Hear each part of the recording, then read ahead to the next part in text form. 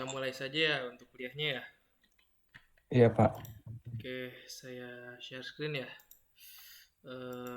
Lanjutin materi kemarin. Ini sebenarnya nggak jauh sih sama materi ciperteksnya. Ini lanjutan dari dengan materi sesak cipernya. Nah, ini kurang lebih mirip lah. Saya simpen yang mana ya filenya?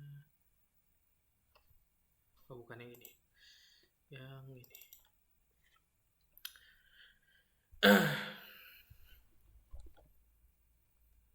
Nah, ini dia. Nah, jadi pokok bahasannya sekarang kita akan membahas satu teknik yang dinamakan dengan teknik substitusi abjad. Yang sebenarnya teknik substitusi abjad ini juga merupakan teknik sesak ciper ya. Jadi sesak ciper ini sebenarnya masuk ke teknik substitusi abjad ini. Nah, nanti kita akan coba bandingkan teknik substitusi abjad lainnya dengan teknik sesak ciper ini. Mana yang lebih bagus gitu ya, mana yang lebih unggul dibandingkan dengan sesak ciper. Nah, yang dimana dari rencana perkuliahan semester sendiri yang sudah saya bagikan di pertemuan 1, sekarang kita masuk ke pokok bahasan yang ketiga ya rekan-rekan, yakni teknik substitusi abjad. Untuk yang pertama dan yang keduanya sudah kan. Yang pertama pengenalan kriptografi, lalu yang kedua teknik sesak ciper, dan yang ketiga sekarang kita akan bahas teknik substitusi abjad. Nah, adapun standar kompetensi pada akhir semester diharapkan rekan-rekan dapat menguasai pengetahuan, pengertian, dan pemahaman tentang teknik kriptografi.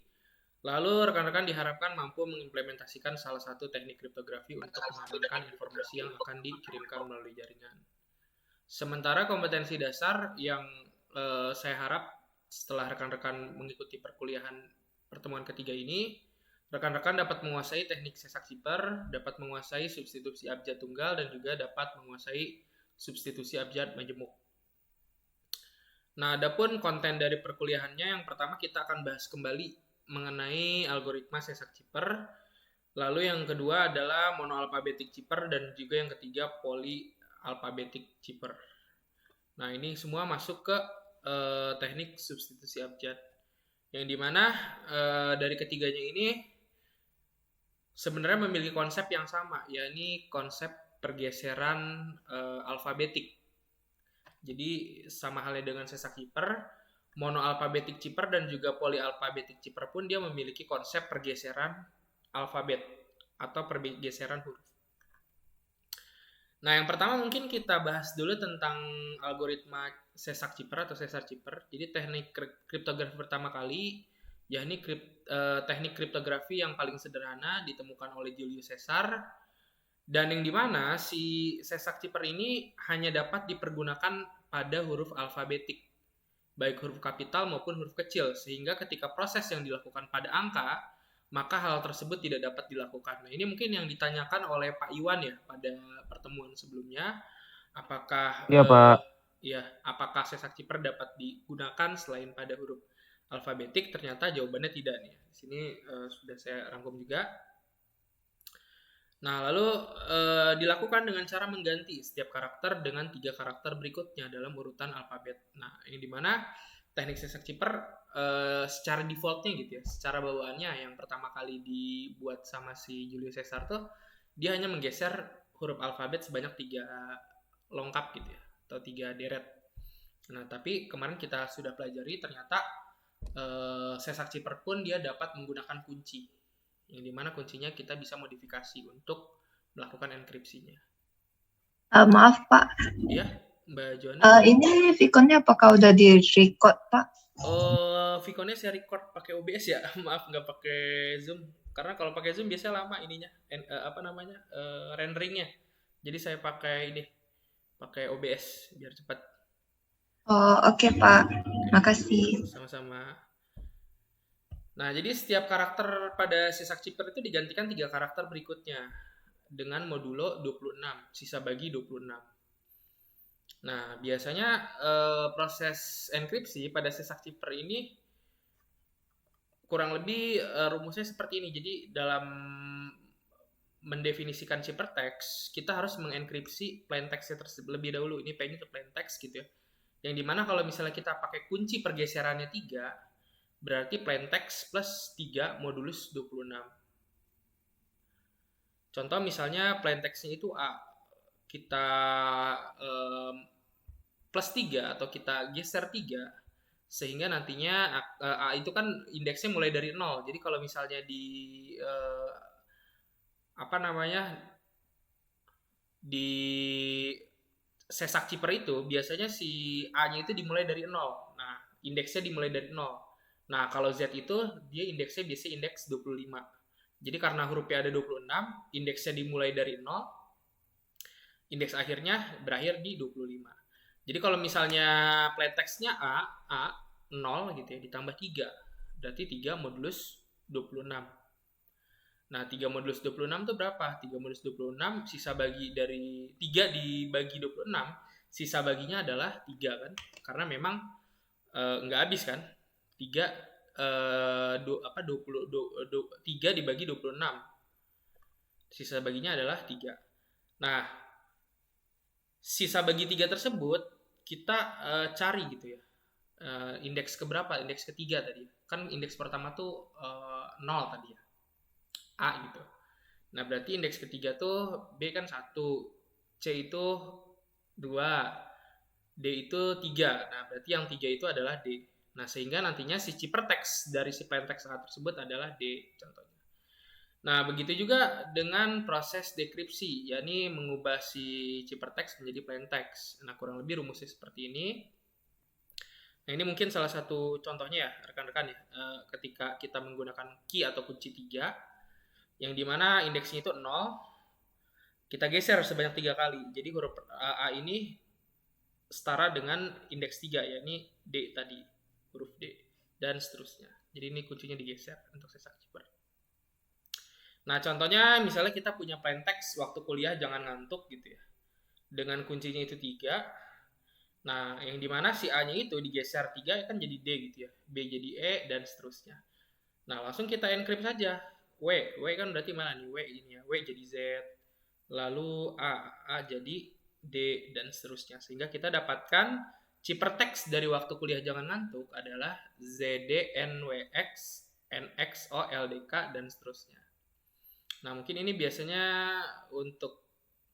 kayaknya untuk sesak ciper ini rekan-rekan udah ini ya paham ya, karena memang minggu lalu kita bahas. Jadi yang pertama, sesak ciper ini sangat mudah dipecahkan dengan teknik brute force. Ini kekurangannya ya, kekurangan dari sesak ciper. Jadi sangat mudah dipecahkan dengan teknik brute force atau dengan cara coba-coba gitu ya. Brute force itu coba satu persatu. Algoritma enkripsi dan dekripsi sudah banyak diketahui. Hanya ada 25 kemungkinan karena memang kuncinya sendiri atau hurufnya sendiri yang di enkripsi itu hanya 25 huruf. Yang dimana 25 huruf tersebut ya berarti hanya ada 25 kemungkinan untuk masing-masing karakternya atau untuk masing-masing hurufnya. Jadi misalnya pada indeks pertama gitu ya, huruf indeks pertama pada kalimat tertentu, nah itu hanya ada 25 kemungkinan kan dari A sampai Z. Nah, bahasa yang digunakan dalam plain text sudah diketahui dan mudah dikenali.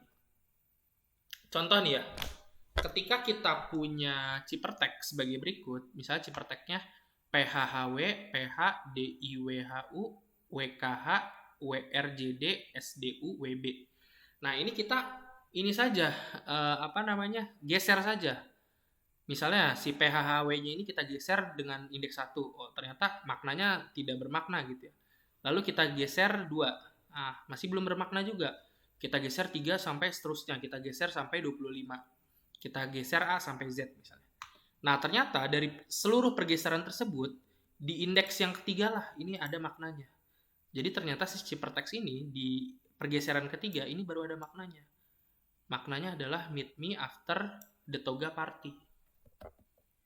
Nah, jadi si enkripsi menggunakan sesak ciper ini ternyata sangat mudah sekali dibobol karena memang probabilitas untuk memecahkan ciphertext tersebut hanya ada 25 kemungkinan. Hanya ada 25 huruf alfabet pergeserannya gitu. Jadi sangat mudah sekali untuk pecahkan. Nah, dengan hanya mempunyai 25 kemungkinan tersebut, teknik sesak ciper sangat jauh dari kriteria aman. Nah,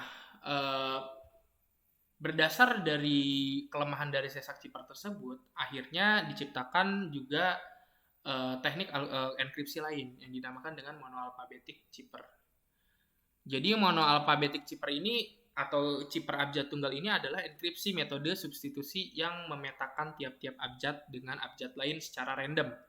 Bukan metode pergeseran seperti sesak ciper. Tapi di sini pengubahannya itu secara random. Jadi dia nggak ada polanya sebenarnya rekan-rekan. Contoh misalnya di sini untuk A ke D ini pergeserannya kan sekitar 3 ya. A ke D itu 3. Nah, tapi dari B ke K ini pergeserannya tidak 3. Coba kalau rekan-rekan hitung B ke K itu berapa? Kita lihat nih tadi di tabel indeksnya. B itu ada di mana tadi? Nih, B itu indeksnya 1, sedangkan K itu indeksnya 10. Berarti pergeserannya 9 kan? Tadi yang dimana di A ke D ini kan pergeserannya 3, sementara B ke K itu 9. Nah, jadi ini nggak ada polanya sebenarnya. Jadi bisa dibilang ya dia ditukarnya random aja gitu. Jadi si A ditukar dengan D, B dengan K, dan seterusnya. Nah, ini yang disebut dengan monoalfabetik ciper. Jadi si hurufnya itu ditukar secara random. Nggak ada pola pergeseran berapa barisnya atau berapa longkapnya gitu. Nah, yang dimana ketika dibandingkan si algoritma sesak ciper dengan algoritma monoalfabetik ciper ini, probabilitas pembobolan enkripsinya atau pembobolan datanya ini ternyata dia jauh lebih tinggi gitu ya untuk dibobolnya si sesak ciper ini, karena memang kemungkinan untuk membobolnya itu jauh lebih rendah gitu ya, dimana di sini hanya contoh misalnya ketika kita memiliki 3 simbol gitu ya, berarti kan di sini hanya ada 2 probabilitas atau 2 kemungkinan sesak ciper, karena memang kan si sesak ciper dia cuma geser doang kan, alfa jadi beta, beta jadi gamma gitu kan. Jadi ketika si plain text-nya itu alfa, beta, gamma, ya ciper teks yang pertama yang memungkinkan adalah beta, gamma, alfa. Lalu untuk ciper teks yang kedua adalah gamma, alfa, beta. Nah, jadi kemungkinannya hanya ada dua kemungkinan, C1 dan C2. Nah, namun dengan 3 simbol yang sama kita gunakan metode monoalfabetik ciper. Yang dimana dengan metode monoalfabetik ciper tersebut, kita bisa tukar secara random, secara acak.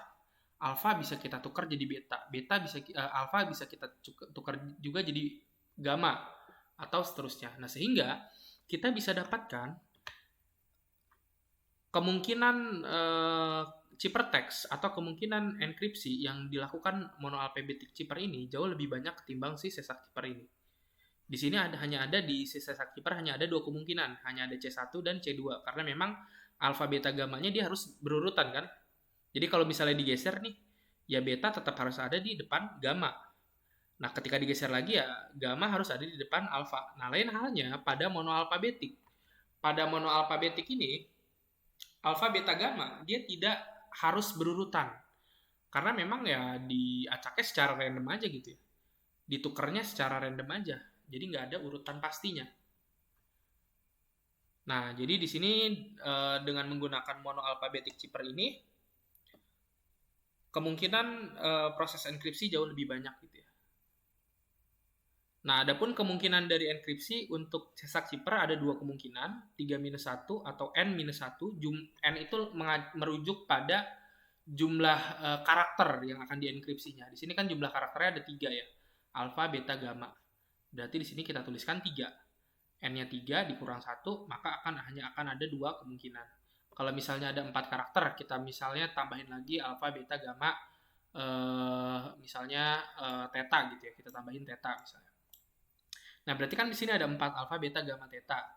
Nah, N-nya itu kita masukkan 4 misalnya. 4-1. Nah, berarti ada kemungkinannya ada 4. Maka nanti akan ada C3 gitu. Jadi tergantung dengan jumlah karakter yang akan dienkrip. Lalu pada monoalfabetik ciper, kemungkinannya itu bisa kita hitung dengan faktorial ya, dengan faktorial. Yang dimana si faktorialnya ini N faktorial dikurangi 1. Jadi N-nya ini merujuk pada jumlah karakternya juga. Contohnya misalnya di sini ada alfa, beta, gamma, dan theta misalnya. Nah, di sini ada 4, berarti kita tuliskan N-nya 4 kan. 4 faktorial dikurang 1. Nah, ini mungkin Mbak Juwana ya, guru matematika nih yang pintar nih ngitungnya. 4 faktorial kan berarti 4 dikalikan 3 dikalikan 2 dikalikan 1 gitu kan. Lalu dikurang 1. 4 kali 3, 12. 12 kali 2, 24. 24 kali 1 dikurang 1 gitu. Oh, ini untuk yang 4 faktorial ya. Kan di sini kalau yang contoh tuh hanya 3 faktorial kan, berarti 4-nya nggak ada. Misal kita pakainya 3 faktorial. 3 dikali 2 dikali 1, 6. 6 dikurang 1, 5. Nah, ini sama ya. Jadi kemungkinan menggunakan mono alphabetic cipher, kemungkinan enkripsinya ada 5 kemungkinan. Nah, tapi kalau misalnya ada 4 simbol yang digunakan, coba bayangkan rekan-rekan. Menggunakan sesak cipher hanya ada 4 dikurang 1. Hanya ada 3 kemungkinan. Sementara kalau kita pakai mono alphabetic cipher, kalau misalnya alfabetnya ada 4, itu bisa ada 4 kali 3 kali 2. Berapa tuh? 12 kali 2, 24. 24 kurang 1. 23 kemungkinan. Jauh lebih banyak ya. 3 kemungkinan dengan 24 kemungkinan. Nah, mono alphabetic cipher dengan 26 karakter dalam alfabet A sampai Z. Jadi alfabet A-nya sampai Z kan ada 26 karakter gitu ya. Yang dimana kalau misalnya kita encrypt menggunakan sesak cipher, kemungkinannya hanya ada 25. 25 kemungkinan, 25 pergeseran. Nah, namun dengan mono alphabetic cipher, itu kemungkinannya bisa ada 26 faktorial dikurang 1. Berarti 26 faktorial itu kan 26 kali 25 dikali 24 seterusnya sampai 1 dikurang 1. Ini kurang lebih ada 4 kali 10 pangkat 26 kemungkinan. Akan sulit sekali ya ini dikira-kiranya, ditebak-tebaknya. Kalau kita pakai mono alphabetic cipher. Nah, teknik ini dilakukan untuk mempersulit kriptanalis dalam menganalisa pola susunan plaintext-nya. Namun demikian enkripsi substitusi abjad tunggal ini mudah sekali untuk dipecahkan dengan analisis frekuensi. Wah, ternyata bisa juga dipecahkan gitu ya rekan-rekan dengan analisis frekuensi. Jadi kalau diamati dalam satu bahasa apapun pasti terdapat huruf vokal yang sering muncul dan pastinya adalah huruf vokal. Nah, ini nih, jadi yang ternyata yang jadi kelemahannya itu ada di huruf vokal A, I, U, E, O. Yang biasanya memang di bahasa-bahasa itu, baik itu bahasa Indonesia, bahasa Inggris, huruf vokal itu yang paling sering muncul ya. A, I, U, E, O itu sering muncul gitu. Nah, ini ternyata bisa dibuat juga nih frekuensi huruf vokal ini untuk menganalisis plain text atau ciphertext pada enkripsi. Nah, contoh misalnya seperti berikut. Kita punya ciphertext dari pesan berbahasa Inggris sebagai berikut. Jadi ciphertextnya ini cukup panjang ya. Jadi kalau misalnya kita hitung, ini pasti kemungkinan untuk bisa di decryptnya itu sangat sulit.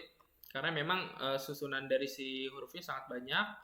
Ditambah lagi ini menggunakan teknik monoalphabetic cipher, bukan sesak cipher lagi ya. Jadi kemungkinan ini sangat banyak sekali.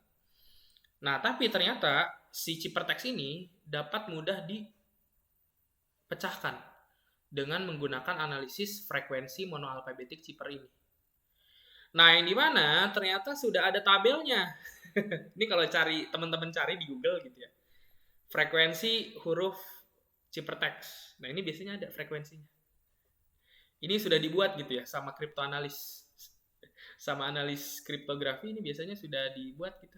Udah ada nih biasanya. Jadi biasanya kemungkinan ini bukan kemungkinan ininya ya. Kalau kemungkinan dari kriptoanalisisnya itu yang ini. Frekuensi teks dalam bahasa Inggris itu ini. Jadi misalnya kemungkinan huruf A itu adanya sekian persen. Ini lebih ke persen ya. Dari keseluruhan teks ini ada berapa persen gitu ya. Misalnya A itu 8%. Ini kalau A, I, U, E, O itu besar ya. A 8%, E 12%, I 6%. Jadi huruf vokal tuh cenderung besar gitu ya rekan-rekan. Nah, yang dimana dari sisi perteks tadi kita analis dulu teman-teman. Misalnya di sini P itu ada berapa yang muncul? Ada 1, 2 seterusnya. Nah, lalu dari jumlah P yang muncul tersebut kita ubah menjadi persentase. Persentasenya berapa? Misalnya di sini total hurufnya itu ada 26 huruf. Misalnya gitu ya. Atau 26 karakter. Ini pasti lebih dari 26 karakter. Misalnya si P itu munculnya 2 kali. Berarti 2 per 26. 2 per 26 dikalikan 100. Nah, nanti persentasenya berapa? Ada yang bisa bantu nih 2 per 26 berapa? 1 per 13. 1 per 13 berapa tuh? Kurang dari 0,1 ya. 0,1 sekian persen misalnya. Nah, ternyata didapatkan dari frekuensi huruf ciphertext ini, huruf P ini persentasenya ada 13,33%. Lalu huruf Z itu 11,67% dan seterusnya. Nah, di sini untuk CKLMN, di sini memang tidak muncul. Ternyata di sini nggak muncul. Jadi di sini persentasenya ada 0%. Nah, yang dimana dari persentase yang kita dapatkan tadi dari ciphertext, kita dapat cocokkan dengan di sini, dengan frekuensi huruf dalam teks bahasa Inggris yang dicari di Google tadi. Nah, kita cocokkan aja rekan-rekan. Misalnya P ini 13,33. Nah, kita lihat di sini yang paling mendekati dengan 13,33 mana? Ternyata yang paling mendekati adalah 12,70 ini. Paling dekat kan ini ya, E. Oh, berarti kita bisa analogikan bahwasanya si P ini adalah E. Gitu ya? Mudah sekali ya, rekan-rekan ya? Nah, jadi kita bisa analogikan. Oh, ciphertextnya P ini berarti E. Karena tadi frekuensinya mirip-mirip. Yang satu 13,33, yang satu 12,7. Berarti P itu jadi E. Lalu kita lihat Z. Z itu 11,67. Kita lihat nih yang mendekati 11,67. 11,67 ini yang mendekati itu ada T. Ada T atau ada E ini. Oh, tadi E kayaknya udah kepake deh. Kita pakai T dulu. Nah, ternyata Z jadi T. Nah, jadi kita bisa identifikasi P-nya menjadi E, Z-nya itu menjadi T. Dan seterusnya kita analisis, kita cocokkan dengan membandingkan frekuensi kombinasi dua huruf tadi dan diagramnya tadi, sehingga kita dapatkan P itu E, Z itu T, W itu H, lalu S itu A. Nah, lalu dari kata atau dari ciphertextnya itu kita bisa dapatkan susunan katanya misalnya ZWP, ZWSZ, yakni TH, THE, DET. Wah, langsung dapat nih DET. Oh, berarti kuncinya ini DET. ZWST, berarti sudah bener nih. Berarti P itu E, Z itu T, W itu H, S itu A. Oh, berarti udah bener. Nah, langsung selanjutnya kita bisa lakukan kembali gitu ya. Kita cocokkan kembali tadi. Misalnya tadi udah kita dapatkan P-nya. O-nya misalnya O 7,5. O 7,5 kita cocokkan yang dekat sama 7,5 mana? Oh, ini 7,5 O juga. Nah, kira-kira O udah dipakai belum? Oh, belum dipakai ternyata. Nah, itu kita bisa cocokkan seterusnya. Nah, setelah kita cocokkan, ternyata dari ciphertext berikut kita dapatkan hasil plain text-nya dengan menggunakan trial and error tentu saja. Kita dapatkan plain text-nya berupa it was disclosed yesterday that several informal but direct content have been made with political representative of the Vietcong in Moscow. Kita dapatkan pesan sebagai berikut yang tadinya ciphertext-nya itu seperti ini. Nah, jadi kita bisa manfaatkan frekuensi monoalphabetic cipher yang sekiranya tadi monoalphabetic cipher tuh udah canggih banget kayaknya ya. Udah ada 10 pangkat sekian kemungkinan. Kayak udah sulit banget gitu. Ternyata bisa juga dibobol gitu ya dengan teknik analisa frekuensi monoalphabetic cipher ini. Nah, teknik monoalphabetic cipher ini mudah dipecahkan karena teknik ini merefleksikan frekuensi dari pesan aslinya. Jadi tadi si proses enkripsinya ternyata bisa dibaca gitu ya dengan frekuensi kemunculan dari si hurufnya yang umumnya yang paling dominan itu biasanya adalah huruf vokal A, I, U, E, O gitu. Oke, sebelum kita lanjut, apakah ada yang mau ditanyakan terlebih dahulu tentang monoalphabetic ciphernya? Silakan.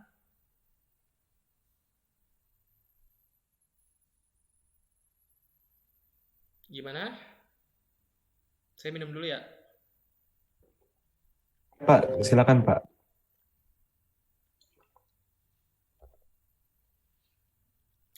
Oke, ada nggak? Kalau nggak ada, kita lanjut ya. Lanjut ya. Nggak ada Pak, aman. Aman ya? Oke. Sekarang kita masuk polyalphabetic chipper. Nah, yang dimana si teknik polyalphabetic chipper ini awal mulanya itu dibuat oleh Leon Battista Alberti sekitar tahun 1467.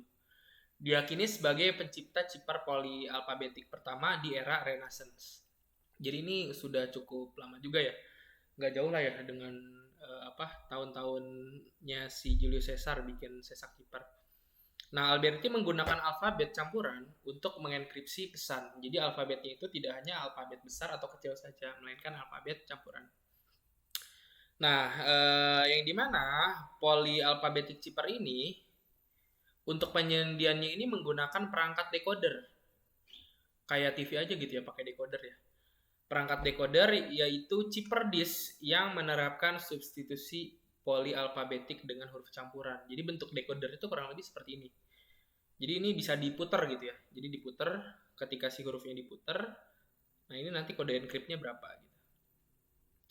Nah, yang dimana polyalphabetic chipper ini diantaranya ada Wigner chipper, lalu yang kedua ada Biford chipper, dan yang ketiga ada Autokey chipper.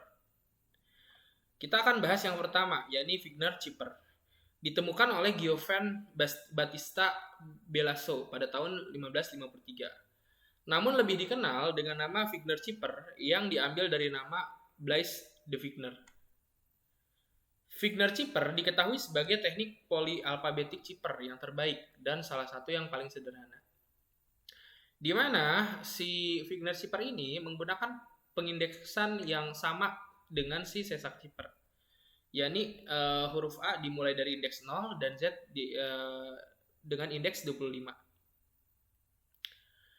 Nah, yang dimana Wigner chipper ini menggunakan kunci. Kuncinya ini sama dengan kunci monoalfabetik, yakni sebanyak n periode. Nah, n periode ini tergantung dari jumlah plaintext-nya. Yang dimana persamaan umum untuk melakukan enkripsi, yakni ciphertext menjadi plaintext menjadi ciphertext, itu ya plaintext ditambah dengan key-nya lalu dimodulus 26. Nah, untuk melakukan dekripsinya, untuk mendapatkan plaintext-nya, ciphertext dikurang key-nya lalu modulus 26. Di mana M adalah panjang kuncinya. Jadi M ini adalah panjang kunci dari si Wigner chipper-nya ini. Ini M yang di sini ya, mod M-nya ini. Contoh misalnya, kita punya indeks A sampai Z, yang dimana A itu memiliki indeks 0 dan Z sampai Z itu indeksnya 25. Lalu diketahui kuncinya itu adalah key. Jadi kita pakai kuncinya itu yang simple aja, key gitu ya. Lalu kita punya plaintext-nya bobol jam 1 misalnya. Nah, langkah pertama kita dapat ulang si kuncinya ini. Kan tadi langkahnya itu di sini mengulang kunci monoalfabetik sebanyak n periode.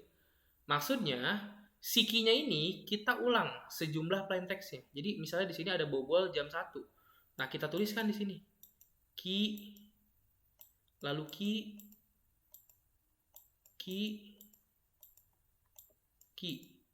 jadi sampai si plaintext ini punya pasangan. Misalnya Pak, bobol jam 1S, misal jam 1S, ya kita tambahin lagi key-nya. Berarti yang huruf pertama dari si key ya K gitu kan. Si S-nya berarti ketemu K. Jadi supaya si plaintext ini ada temannya gitu ya. Kita samakan gitu ya. Jadi kita ulang-ulang kuncinya. Key gitu. Kalau misalnya punya kuncinya misalnya bobol jam 2, ya kita tulis di sini bobol jam 2 gitu. Kira-kira sama atau tidak ininya, panjang teksnya. Kalau misalnya lebih, misalnya bobol jam 2 misalnya. Kurang kayak kalau jam 2, misalnya jam 7 misalnya. Jam 7 kan lebih 1 gitu ya. Nah, maka nanti ditulisnya di sini bobol jam 7. Hanya nggak dimasukin karena memang plaintext-nya hanya sampai indeks sekian saja. Nah, sehingga kunci diperluas menjadi key sampai ukuran sama dengan plaintext. Nah, jadi kurang lebih kuncinya itu diulang ya. Key. Contoh, misalnya kita punya plaintext itu bobol jam 1, lalu key-nya itu key. Nah, maka kita bisa hitung. enkripsinya. Yang dimana si B ini memiliki indeks 1, lalu si K ini memiliki indeks 10. 1 plus 10, 11.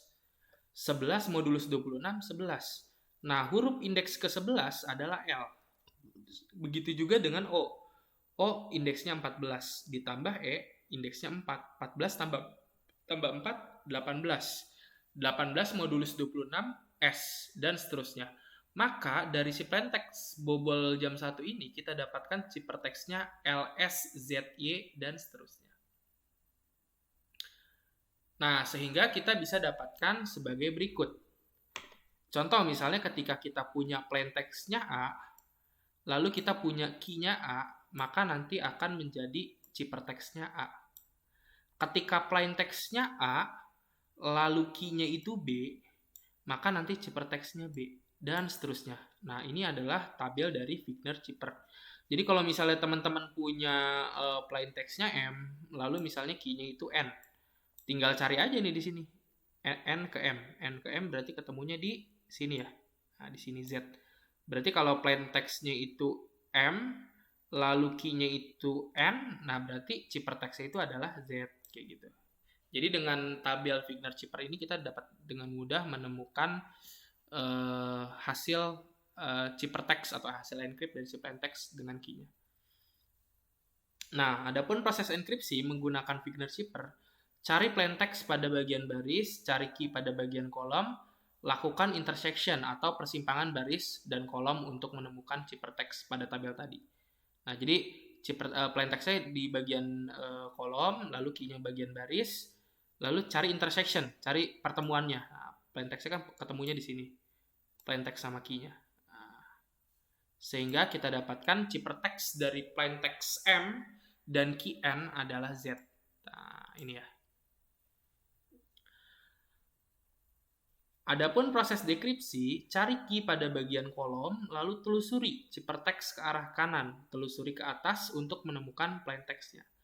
Nah, jadi untuk proses dekripsinya, ini kita cari dulu key-nya pada bagian kolom.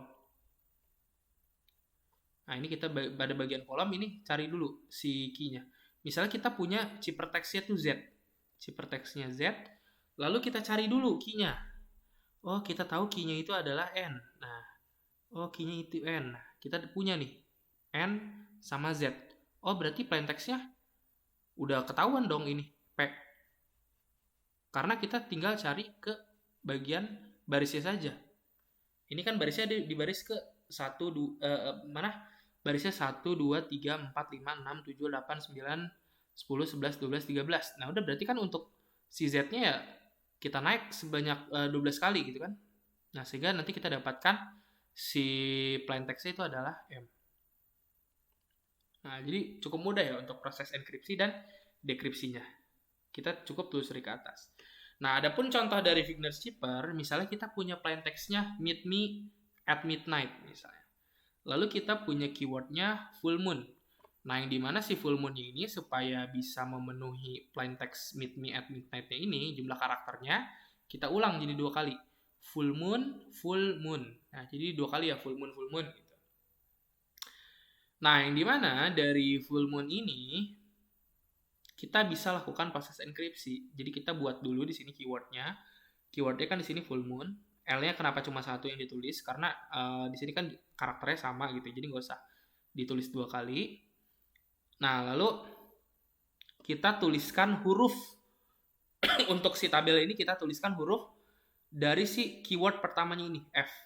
F, G, H, I, J, K, N, seterusnya. Sampai 26 huruf ada di sini ya rekan-rekan. Jadi di siap sini tuh ada 26. 26. Ini pasti A sampai Z ada di sini. Dari U sampai T ini pasti ada 26. Ini kalau ini dari N sampai M. Berarti N, O, P, Q, R ini berurutan ya, sesuai dengan huruf alfabet. A-nya udah di sini ya, A-nya mulai dari sini. A, B, C, D dan seterusnya sampai M. Ada 26. Nah, setelah kita tuliskan, kita bisa melakukan proses enkripsi. Nah, misalnya untuk M ketemu F. Nah, kan M ada di sini ya. Ini M ketemunya sama F. Oh, M ketemu F berarti ciphertextnya adalah R. Oh, berarti di sini nanti akan R.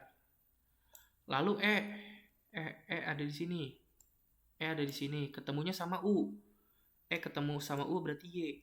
Oh, berarti ini nanti ciperteksnya Y. E ketemu L. E ketemu L. Berarti ciperteksnya P. Dan seterusnya. Sehingga nanti dari full moon ini kita dapatkan plain text-nya sebagai berikut. Dan nantinya kita bisa, ini saya nggak tulis ya ininya, ciperteksnya harusnya saya tulis ya ciperteksnya. Misalnya ini MF itu ketemunya R gitu ya.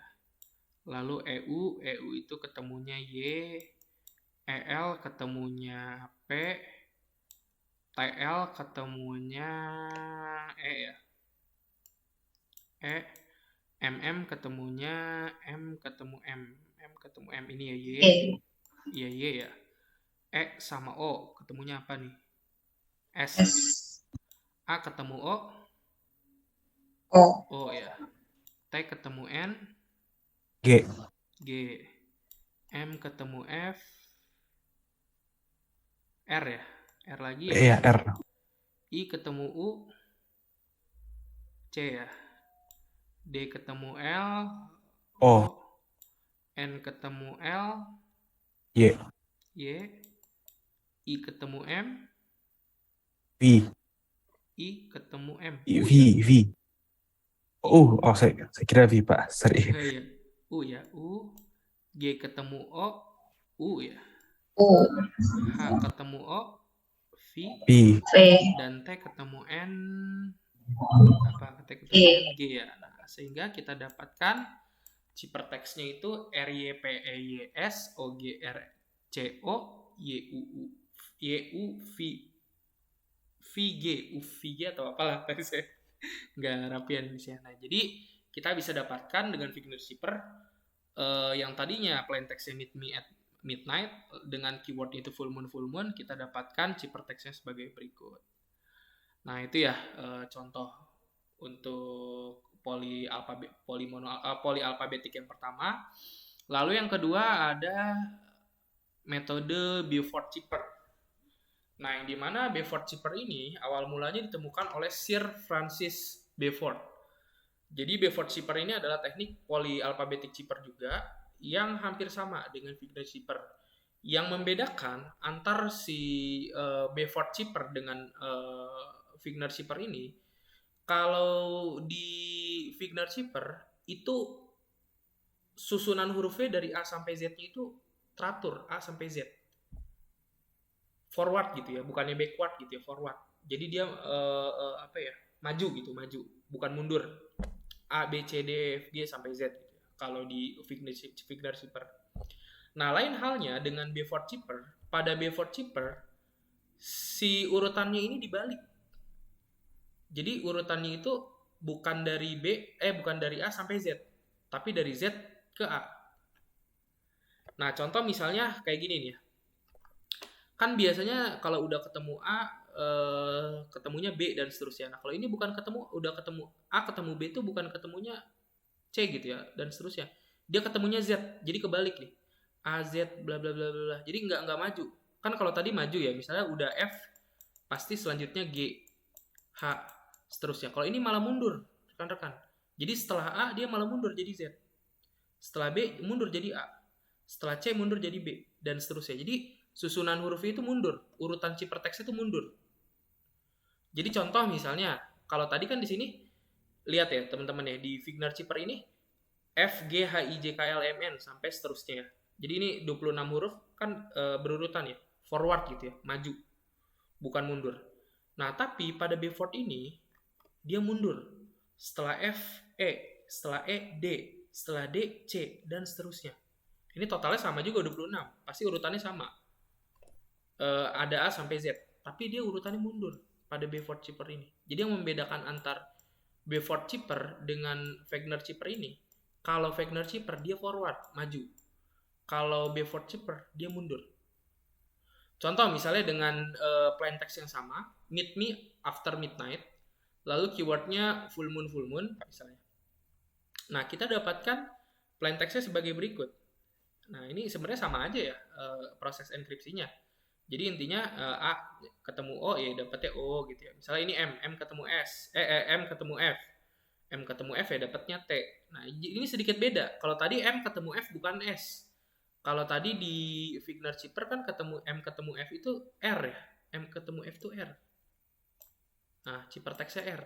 Karena dia maju. Nah, pada before Chipper ini karena dia mundur. M ketemu F dapatnya S. Jadi hasil Chipper text-nya, hasil enkripsinya itu beda. Jadi yang membedakan antara Figner Chipper dengan before Chipper itu ya, rekan-rekan. Jadi bedanya si Figner Chipper itu maju, urutan alfabetiknya, sementara before Chipper itu mundur. Jadi setelah FE dan seterusnya. Nah, sehingga kita dapatkan plain text-nya Meet Me After Midnight, Chipper text-nya kita dapatkan SPGRZ, JNTSL, HX, D, HGT. Nah, varian before Chipper adalah modifikasi dari before Chipper yang sekaligus merupakan kebalikan dari Figner Chipper. Before Chipper mempunyai urutan alfabetik A sampai Z dalam Chipper text yang terbalik. Nah, yang ketiga ada yang dinamakan dengan auto key chipper. Pada teknik Figner dan before Chipper, terdapat kemungkinan beberapa karakter dienkripsi dengan kunci yang sama. Karena tadi contohnya misalnya kita punya kuncinya ki gitu ya. Nah, key-nya kan diulang berarti kan. Contoh misalnya ini ya. Berarti kan si O dengan si dengan si L ini dia akan dienkripsi dengan kunci yang sama, yakni kunci E. Sama kan? Begitu juga misalnya A dengan K.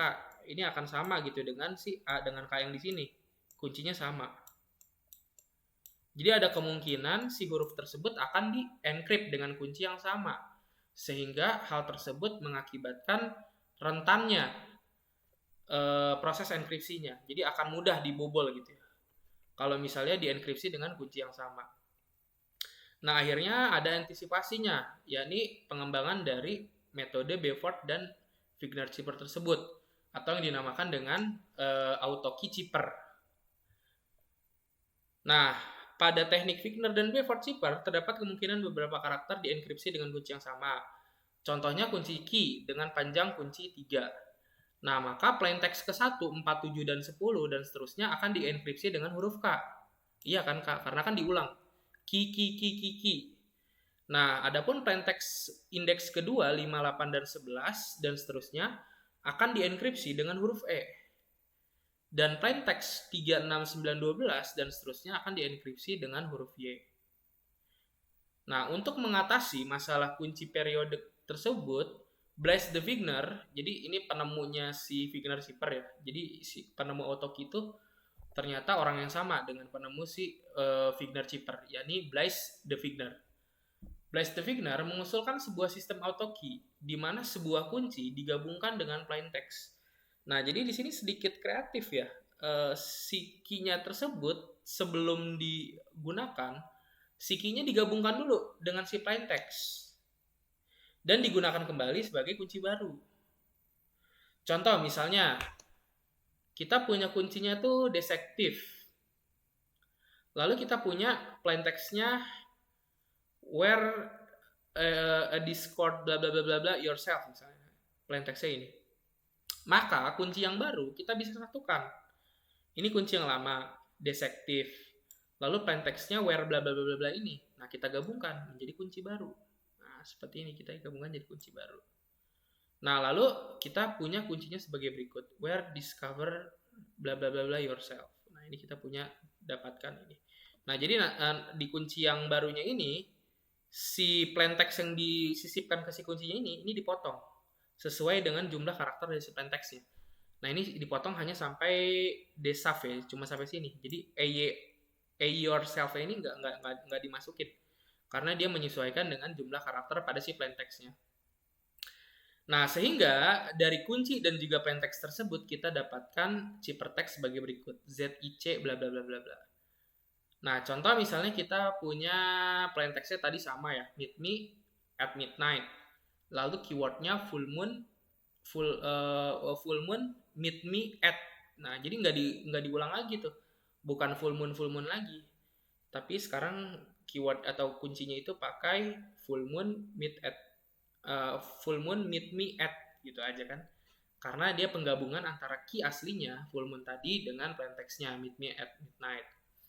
Nah, sehingga ketika kita tuliskan plain text dan keywordnya, kita tuliskan di sini keywordnya F dan kita buat urutannya. Nah, urutannya ini forward ya, ngikut dengan Figure Cheaper, bukan pakai cara Beaufort Cheaper. Jadi kita forward lurus gitu ya. Setelah F, G dan seterusnya, ini total ada 26 huruf pasti dan seterusnya. Maka kita dapatkan plain text-nya, ini saya lupa juga nggak bikin cheaper text-nya. Maka kita dapatkan cheaper text-nya M ketemu F nih. M ketemu F, R. E ketemu U, Y. E ketemu L, P. T ketemu L, E, dan seterusnya. Maka nanti kita akan dapatkan cheaper text yang pastinya akan berbeda dengan si Figner Cheaper tadi. Nah, tapi biasanya depannya sama dengan Figner Cheaper karena memang kuncinya masih sama kan, pakai full moon juga. Nih RVY pasti belakangnya beda. Nah, kalau ini kan belakangnya yang Figner Cheaper tadi, contohnya mana ya misalnya? Ini ya, Figner Cheaper kan T ke N tuh jadi G. Nah, kita bandingkan ya dengan si Autokey Cheaper tadi. Autokey Cheaper tadi kan G ya. Autokey Cheaper tadi T ketemu T. T ketemu T berarti M. Nah, kan beda ya G sama M. Nah, jadi keuntungan dengan menggunakan si Autokey Cheaper ini, si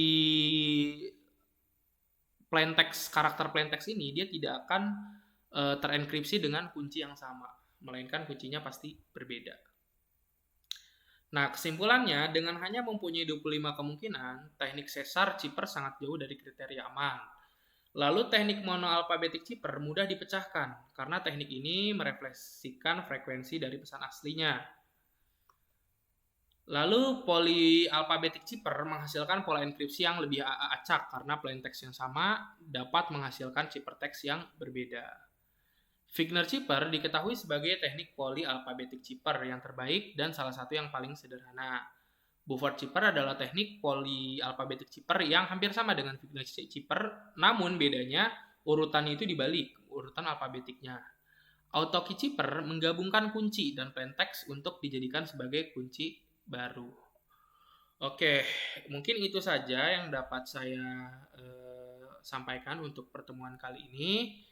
Sebelum kita akhiri, apakah ada yang mau ditanyakan? Silakan rekan-rekan. Pak mau nanya Ya, silakan untuk Mas Habsbullah. kayak tadi yang contoh yang kayak full moon. Itu kan full moon kan atau kayak key itu kan kita yang masukin ya untuk pemilihan keywordnya kan. Berarti bebas Pak ya kalau mau masukin misalkan keywordnya misalkan saya masukin Hasbullah misalkan kayak gitu. Kayak gitu berarti bisa Pak ya? Bisa Mas Habsbullah. Jadi itu ditentukan oleh si orang yang mau nge-encrypt-nya. Jadi si key-nya itu sebisa mungkin dirahasiakan, tapi key-nya bebas. Enggak harus enggak baku gitu ya. Itu bebas.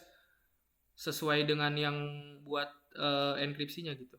Jadi misalnya key-nya mau nama kita atau mungkin mau Jakarta misalnya, itu bebas.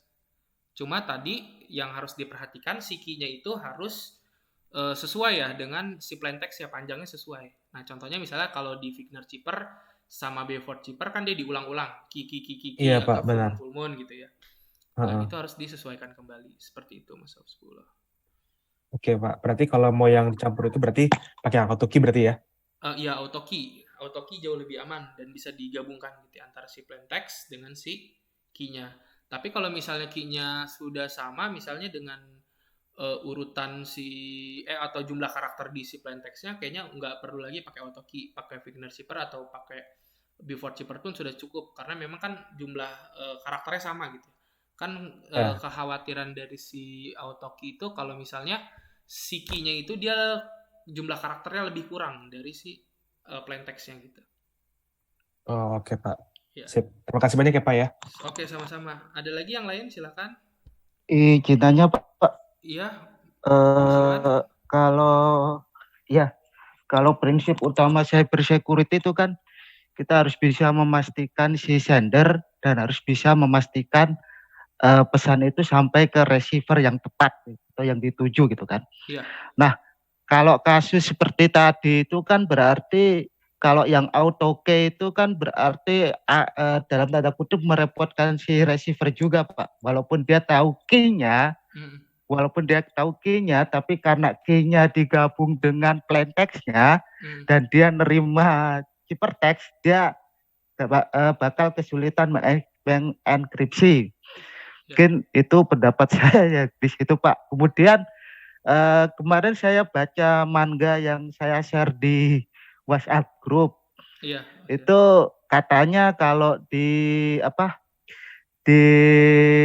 kriptografi yang tradisional itu selain ciphertext itu kan memang ada, kalau di manga kemarin itu disebutnya substitution cipher, polyalphabetic cipher, kemudian transposition cipher, Pak. Iya. Nah, kalau substitution cipher kan saya pahami konsepnya mirip kayak monoalfabetik tadi ya. Iya, benar. Nah, kalau yang transposition cipher ini seperti apa, Pak?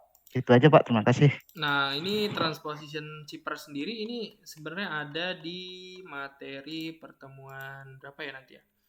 Transposisi ini pertemuan 7 ya, Pak Iwan ya? Ini ada materi di kelas iya, Pak. ke-7. Mungkin nanti ya, ya. lebih detailnya kita Ya, terima kasih, Pak. Terima kasih. Pertemuan 7 ya. Oke, siap, Pak Iwan. Oke. Ya benar tadi untuk ini sendiri memang si Wigner Cipher dan juga Wigner Cipher dan AutoKey Cipher ini sedikit sulit ya untuk proses dekripsinya. Nah itu memang kalau misalnya kita lakukan secara manual, proses dekripsinya akan sedikit rumit gitu. Kita harus bikin tabelnya terlebih dahulu, lalu kita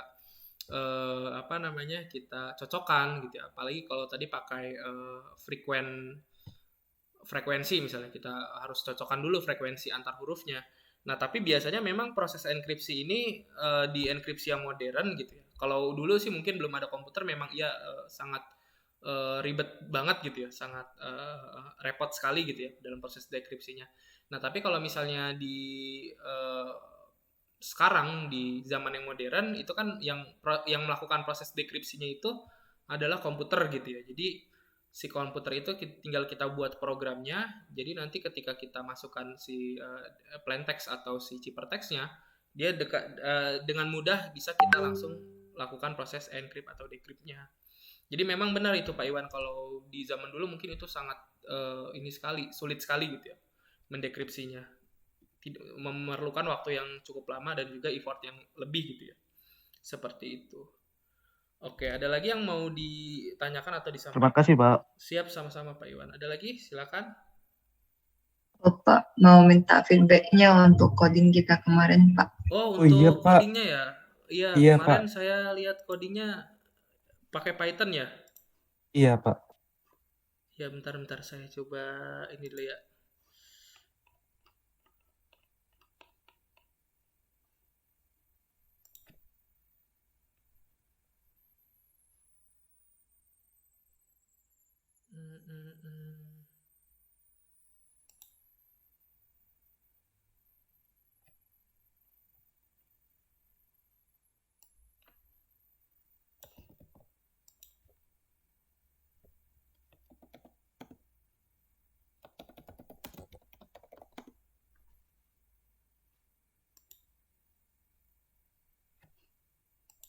Ngodingnya pakai apa ini? Pakai ini? Pakai Python, Pak. Ininya pakai apa? Jupyter? Apa pakai Google Console? Pak. VS Code langsung aja sih, Pak. Tapi saya udah masukin ke itu sih, ke apa namanya? GitHub ya? Google Colab. Iya, GitHub. Habis itu masukin ke Google Colab, habis itu masukin ke GitHub GIS. Jadi udah ada di GitHub GIS-nya saya, Pak. Oh, udah ada di Google Colab sih ya? Pak. Sorry, Google Console. Google Colab ya maksudnya? Ya. Kan jauh lebih simpel ya kalau pakai Google Collabs ya. Maksudnya Ya sih, langsung keran. Ya bener juga sih, keran. Pak. Bentar, Pak. Saya cari linknya, bentar, Pak. Oke, bentar. Saya coba jalanin ya ininya Google source code-nya. Oke, ini saya udah share screen belum sih? Belum ya? Pak. Nah, kita coba jalankan ya.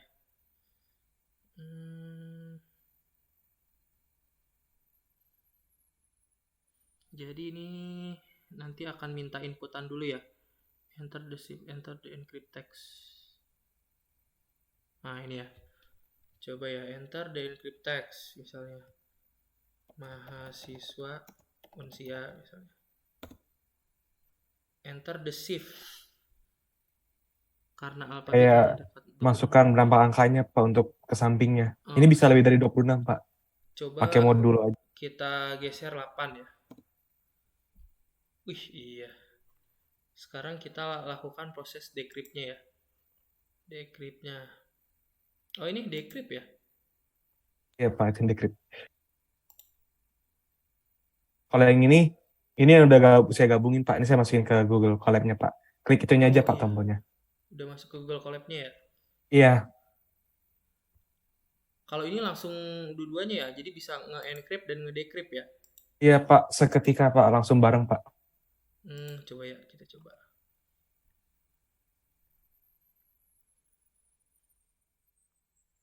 Enter the plain text, enter the shift. Oke.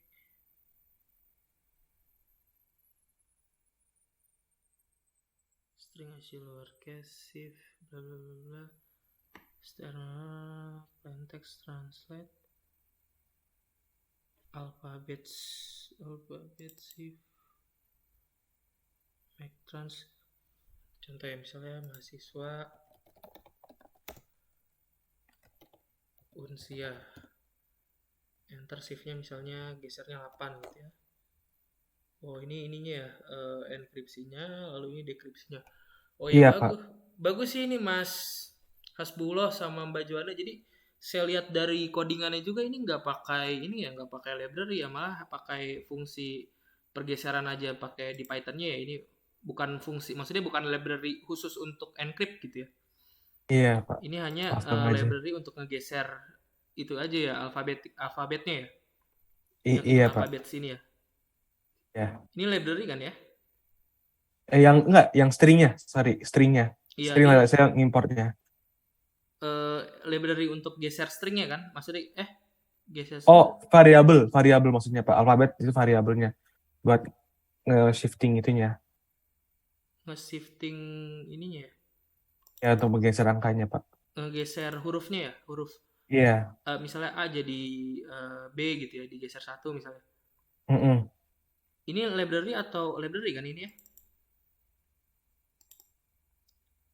ASCII lower ini import string ASCII Iya. lowercase. Oh iya, tapi ini bagus loh. Ini bukan library bukan library enkripsi gitu ya. Ini memanfaatkan library dasarnya si Python-nya ya.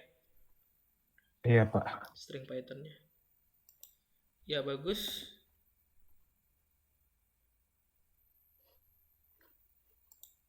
Ini juga ya, udah ada enkripsi dan dekripsinya ya, udah lumayan lengkap. Ini juga mudah dibaca juga ya, ini kode programnya. Nggak bertele-tele ya. Dokumentasinya juga tadi udah lengkap. Oke, bagus lah Mas Hasbullah sama Mbak Joana. Mungkin nanti untuk ininya bisa dicoba-coba juga ya yang lainnya. Buat rekan-rekan yang lain juga bisa dicoba-coba juga nih latihannya. Terima kasih Pak. Terima kasih Pak. Sama-sama. Oke, yang lain gimana? Ada lagi?